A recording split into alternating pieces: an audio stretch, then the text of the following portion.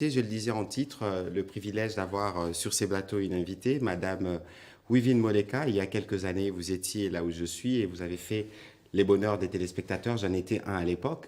Mais comment expliquez-vous que vous avez quitté ces si beaux métiers pour embrasser la politique?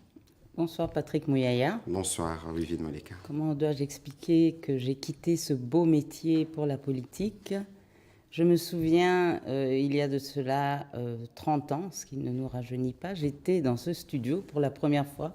Je présentais le journal télévisé avec Paul Dona Mikombewa Kashimpolo. Je m'en souviens pourquoi, parce que c'était un journal télévisé très important qui portait sur une réforme monétaire. C'était la mise en circulation du nouveau Zaïre sous le Premier ministre Birindoa. Donc j'étais là où vous êtes il y a 30 ans de cela, le 21 octobre 1993. Maintenant, pour répondre à votre question, c'est que ce métier de journaliste est un métier passionnant, difficile, mais c'est un don de soi. Un don de soi, un sacerdoce aussi, quelque part. Et ce n'est pas loin, en fait, de ce que nous faisons maintenant, de ce que nous faisons. Et c'est donc dans ces métiers que vous avez puisé les ressources pour aller à la conquête de l'électorat. Je rappelle que vous êtes 2 fois élu de Kinshasa. Bon, je dirais pas que c'est dans ce métier, c'est en moi, en fait. Comme je dis, c'est un sacerdoce. Quand on a envie de servir, parce que ce métier, on doit d'abord prendre conscience qu'on sert l'intérêt général. Donc, il n'y avait qu'un pas pour passer d'observateur, témoin de ce que je faisais à acteur. Et vous l'êtes devenu. Je rappelle que nous avons plus ou moins un parcours croisé. Nous sommes tous aidés d'ailleurs, les 10 juillet, journalistes et puis députés national.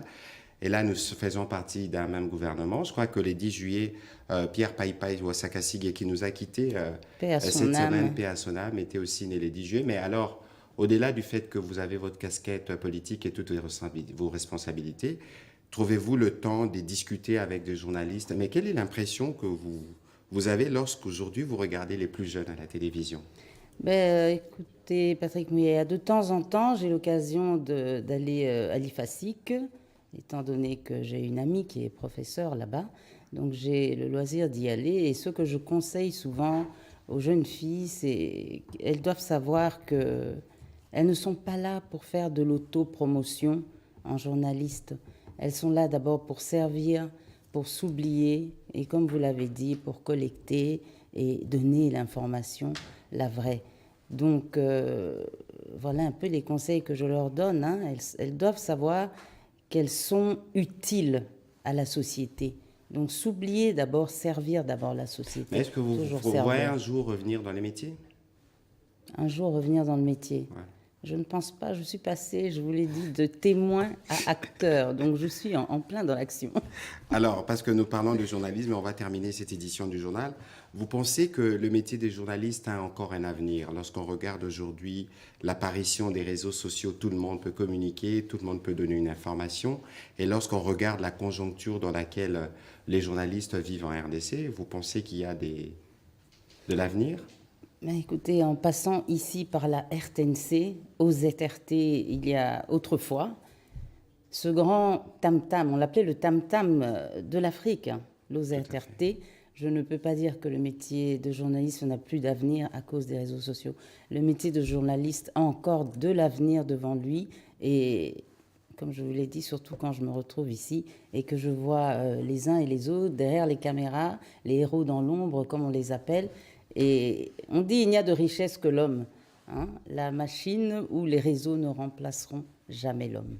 Voilà, je crois que cette interview, c'est la dernière, parce qu'on va boucler, on nous a fait les privilèges de boucler la série des icônes de la télévision. J'avoue que j'avais un peu le trac au début de cette édition du journal, mais comment pensez-vous alors, qu'est-ce que vous pouvez conseiller, surtout aux jeunes dames, parce que le métier, lorsque nous allons à l'IFASIC, c'est plus un métier qui se féminise. Qu'est-ce que vous leur prodiguez comme conseil? Parce que c'est difficile de faire carrière dans le journalisme lorsque vous regardez les caricatures et tout le poids social qui est autour de nos jeunes dames. Comme conseil, qu'elles restent d'abord elles-mêmes, qu'elles soient le plus naturelles possible, pas trop d'artifice, et qu'elles soient professionnelles, qu'elles fassent leur travail. Tout simplement.